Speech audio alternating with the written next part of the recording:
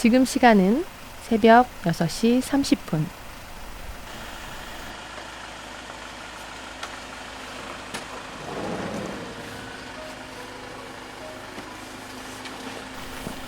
이른 새벽부터 우리 선생님들이 어디를 가시려는 걸까요?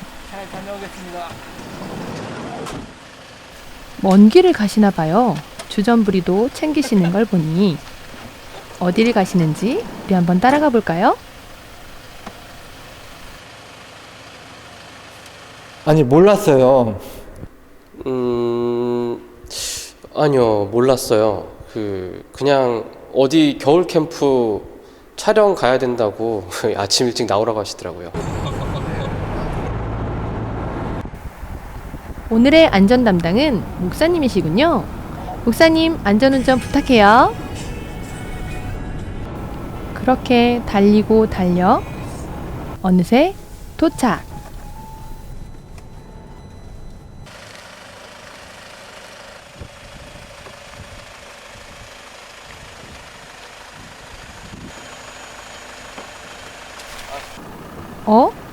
그런데 여기는 바닷가 같은데요? 바닷가에 왜 오셨을까? 설마 낚시하려고?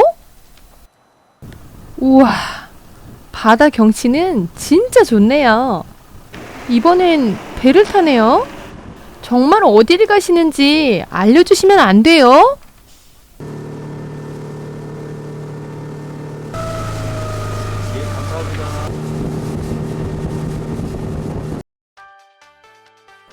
그렇게 어려운 것 같지는 않았어요. 항해에서 이제 배를 타고 가는데 그렇게 어려운 것 같지는 않았어요. 누구나 쉽게 갈 수 있는 곳인 것 같아요.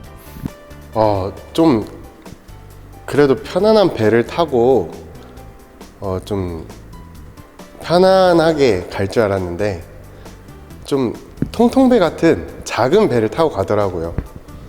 좀 살짝 멀미가 나긴 했었습니다. 생각보다 그렇게 힘들지는 않았어요. 저는 최소 차로 한 4시간 그리고 배로 1시간 정도 가는 거리인 줄 알았는데 차도 그렇게 오래 안 걸리더라고요. 그리고 배를 타고 갔는데 택시배를 타고 갔거든요. 택시배도 한 15분 걸렸나?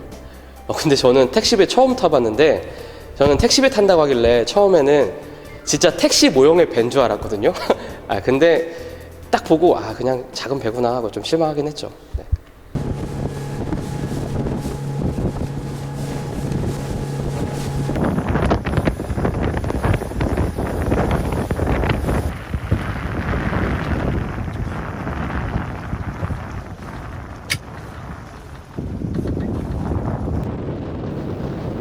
드디어 도착했습니다. 바람 소리 들리시죠? 이날 바람이 엄청 불었어요. 우리가 도착한 곳의 이름은 고대도. 현재 인구 120명이 거주하고 있는 작지도 크지도 않은 섬. 이 섬에 우리 크리스천들에게 뜻깊은 역사가 있다고 해서 찾아갔습니다. 바로 우리나라에 첫 발을 내디딘 개신교 선교사 칼 귀틀라프 선교사님의 역사가 있는 곳입니다. 그런 섬이 어디 있는지도 몰랐는데요. 아니요, 저도 이번 탐방 가기 전까진 한 번도 들어본 적이 없어요. 아니요, 한 번도 들어본 적 없어요. 이번에 처음 들어봤어요. 칼 귀틀라프 선교사님은 독일 태생으로 조선에서의 사역 기간은 짧지만 한국 기독교사의 첫 시작을 알린 선교사이십니다. 1832년 7월 17일 선교사님은 의사 겸 중국 통역관 자격으로 로드 에머스트호에 승선하여 이동 중 7월 25일 조선 고대도의 안항에 정박했다고 합니다. 이는 언더우드와 아펜젤러 선교사님보다 53년 앞선 기록이라고 합니다. 선교사님은 25일 동안 머무시면서 우리나라의 무역과 선교 허가를 요구하면서 여러 가지 활동을 하셨다는데요. 선교 기념관에서 자세히 배울 수 있었습니다. 이곳은 칼 귀칠라프 선교 기념관입니다. 자세히 설명해 주시는 이분은 이 섬에서 목회하시면서 이곳을 관리하시는 박상석 목사님이십니다. 집이 이제 여기만 지금 형성이 돼 있어요. 좋아요. 굉장히 따뜻하고 좋은데 이제 선착장이 여기 생기고 항구들이 여기 형성이 되고 여기서 이제 요 지금 앞에 여기가 저 앞에 보이는 여기거든요. 네. 여기 이제 지금 물이 빠져가지고 이제 뻘이 돼 있는데 여기가 이제 어적 자원이 좀 많아. 지금은 귀칠라프 선교사님께서 아낭에 정박할 당시에 대해서 설명해 주고 계시네요. 목사님께서 귀칠라프 선교사님의 업적에 대해서 설명해 주셨는데요. 우리 친구들을 위해 조금 더 자세하게 설명해 드리겠습니다. 첫 번째 업적은 최초로 주기도문을 한글로 번역하려는 시도를 하셨습니다. 7월 27일 귀칠라프 선교사님은 고관의 비서 양이라는 청년에게 한문으로 주기도문을 써주면서 그로 하여금 주기도문을 읽게 하고 또 이것을 한글로 번역하게 했다고 합니다. 또한 당시 조선 왕인 순조에게 중국어 최초 전서인 신천성서와 전도책자를 진상했다고 하네요. 두 번째 업적으로는 감자를 심고 키우는 방법과 포도 재배와 포도 주스를 만드는 방법을 전파하셨습니다. 이 당시 조선은 홍경래의 난이나 여러 가지 봉기가 일어날 정도로 사회적으로 많이 혼란스러운 시기였습니다. 그만큼 백성들의 식량 사정도 많이 어려웠는데요. 선교사님은 조선인들이 헐벗고 굶주리는 것을 보고 안타까워했습니다. 그래서 7월 30일 귀칠라프 선교사님은 가장 좋은 땅을 찾아 100개 이상의 감자를 심었으며 조선인들에게 감자 재배법을 중국어로 써주었습니다. 아울러 포도의 재배와 포도 과즙의 생산도 설명하며 글을 써주었습니다. 세 번째는 의사로서 서양의 근대 의술을 베풀어 주었습니다. 선교사님은 당시 조선에서는 감기가 대처하기 어려운 질병인 것을 확인하고 감기약 50인분을 제조해서 전해주셨다고 합니다. 네 번째는 서양의 한글을 체계적으로 소개하셨습니다. 선교사님은 선교 여행 후 조선인으로부터 배운 한글을 1832년 11월에 중국의 보고라는 잡지에 한글에 대한 소견이란 글을 발표하셨습니다. 최초라고 들었으니까 대단한 분이신 것 같아요. 누구도 할 수 없는 거를 하신 것 같거든요.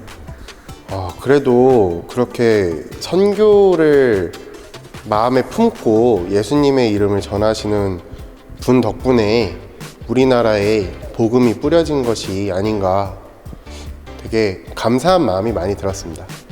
일단 이분 때문에 우리 한국에 기독교가 들어올 수 있었구나라는 걸 좀 알 수 있었고요. 그리고 이분이 한국에 체류했던 기간은 그렇게 짧진 않았는데 그래도 그 짧은 시간 동안 감자 기르는 방법이라던가 그 다음에 주기도문도 이제 한글로 번역할 수 있게끔 그 기초를 닦아주셨고 그리고 이분 때문에 제가 생각하기에는 이제 그 이후에 선교사님들이 이 조선이란 곳을 알 수 있었다라고 생각하거든요. 그래서 이분 덕분에 우리 한국에 기독교가 들어올 수 있는 계기가 되지 않았을까, 그런 생각을 많이 해봤어요. 이번엔 어디로 가는 걸까요? 저 멀리 십자가가 보이는데요? 이 구조물은 십자가 등대라고 합니다. 밤에는 불이 들어와 먼 바닷가의 배들이 섬의 존재를 알 수 있게 했다고 하네요.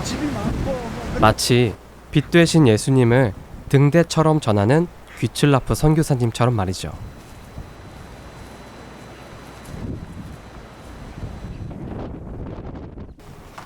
다음으로 향한 곳은 귀칠라프 선교사님이 타고 온 범선이 처음으로 정박한 곳 아낭입니다.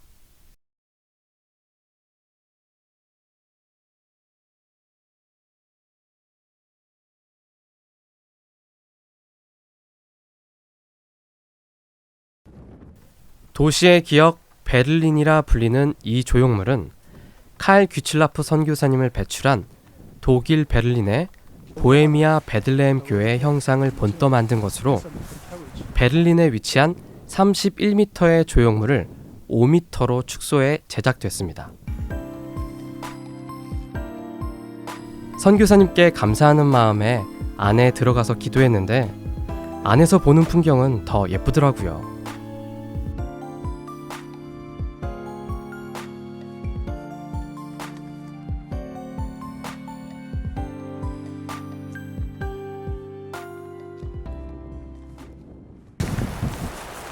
여기 보면은 저 칼기차하고 동판이 있잖아요.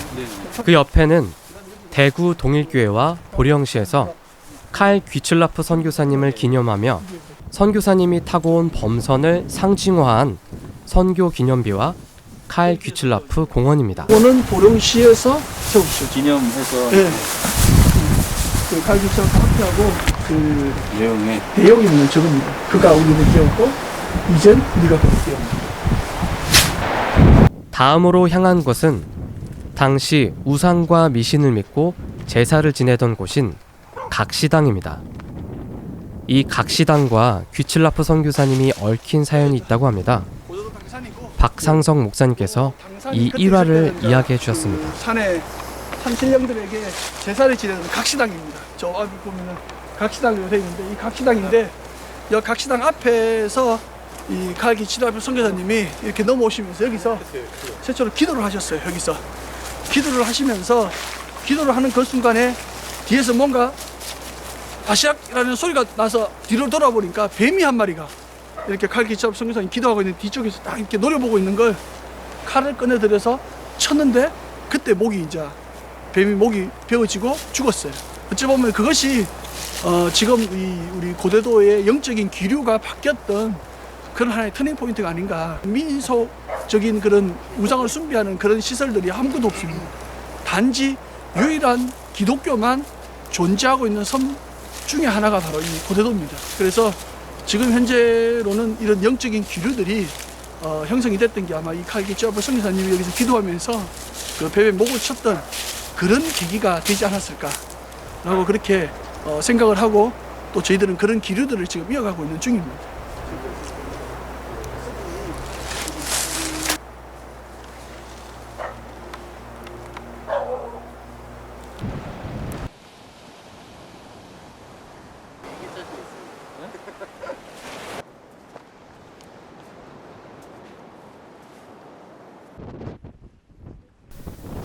비록 25일간의 짧은 방문이었지만 선교사님의 신분으로 처음 우리나라 땅을 밟으신 귀칠라프 선교사님의 헌신이 있으셨기에 훗날 많은 선교사님들이 우리나라에 예수님을 전하는데 초석이 되었다는 것은 분명한 사실일 겁니다. 등대가 어둠을 밝혀 길을 보여주듯이 우리도 빛 대신 예수님을 누군가에게 비춰 그 사랑을 전해야 함을 보여주는 역사가 아닌가 생각해 봅니다. 저는 그 머루 포도를 즙을 내서 보관하는 방법하고 그리고 감자를 키워서 그 우리 한국 사람들이 알아서 먹을 수 있게끔 그렇게 가르쳐 주셨다라는 게 되게 인상 깊었어요.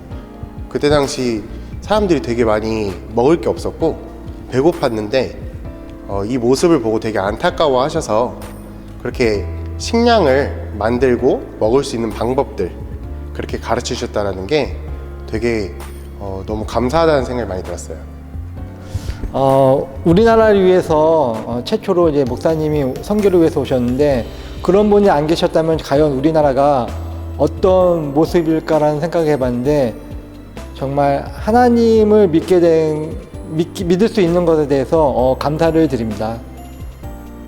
저는 일단은 겨울 캠프 준비하러 간다는 생각으로 갔거든요. 근데 갔다 오면서는 내가 조금 우리 역사 그리고 기독교에 대한 역사에 대해서 좀 많이 소홀했었구나. 그리고 너무 감사함을 모르고 살았구나라는 걸 좀 알 수 있었고요. 이번 계기 통해서 좀 우리의 뿌리를 어느 정도 좀 알 필요도 있다. 알아야 내가 이렇게 믿을 수 있는 것도 이분들 덕분이구나. 감사함을 느낄 수 있는 그런 계기가 됐습니다.